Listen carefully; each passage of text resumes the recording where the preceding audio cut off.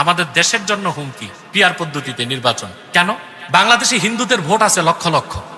এই হিন্দুরা, হিন্দু বৌদ্ধ খ্রিস্টান ঐক্য পরিষদ যদি পিআর পদ্ধতিতে নির্বাচনে অংশগ্রহণ করে, তা তারা সংখ্যানুপাতের ভিত্তিতে জাতীয় সংসদে অসংখ্য আসন পেয়ে যাবে। বাংলাদেশে যে পার্বত্য চট্টগ্রামে আছে উপজাতি, তারা দীর্ঘদিনের দাবি তাদেরকে আদিবাসী স্বীকৃতি দিতে হবে। আমরা বলি আদিবাসী না, তারা উপজাতি।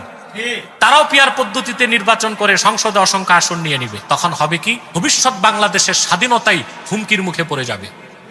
যে সরকার হবে, সরকার যে হবে, সে হবে একটা প্যারালাইজড গভর্নমেন্ট, আর দেশ হবে একটা প্যারালাইজড স্টেট। পশ্চিমারা এটাই চায় যে আমাদের দেশটাও দুর্বল থাক, সরকার যে হবে সেও দুর্বল থাক, তখন যা খুশি তা চাপায় দেওয়া যাবে।